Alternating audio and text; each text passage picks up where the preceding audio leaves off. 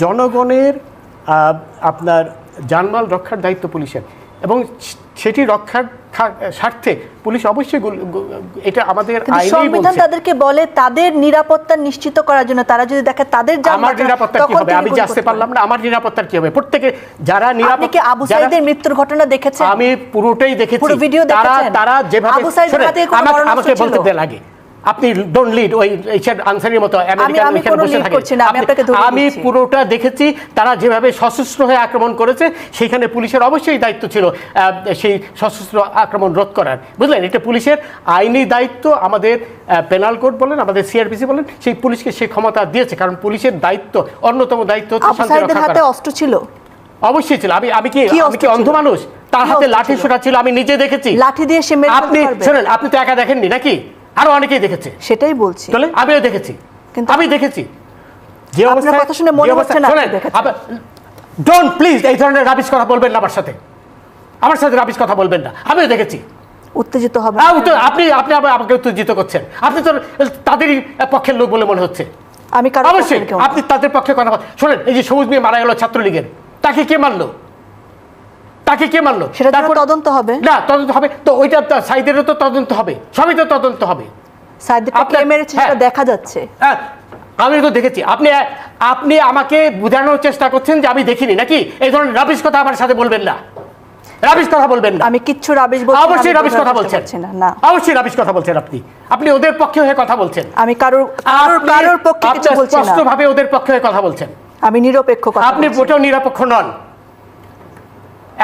এখন এরপরে আমাকে বলতে দেন আগে। এরপরে আপনার প্রশ্ন করেছেন, এটা জবাব নেন, তারপরে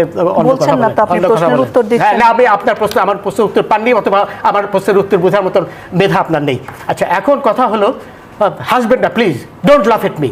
আচ্ছা, এখন কথা হলো যে সুপ্রিম কোর্ট কি রায় দেবে সেটা তো আমরা বলতে পারি না, কারণ সুপ্রিম কোর্ট নিশ্চিতভাবে ব্ল্যাকমেইলড হবে না। সুপ্রিম কোর্ট নিশ্চয়ই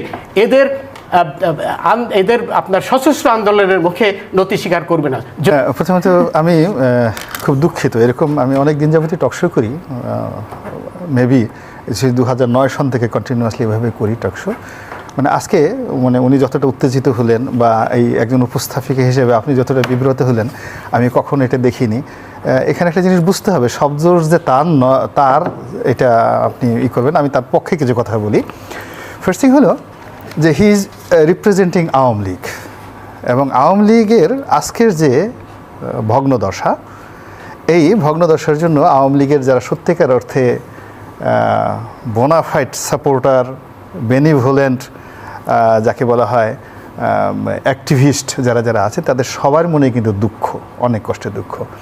আজ জাস্টিস মানিক এই যে মুক্তি যুদ্ধের পক্ষে কথা বলেন, যুদ্ধাপরাধীদের বিচার করতে গিয়ে তিনি তার নিজের জীবন যৌবন সব হারিয়েছেন।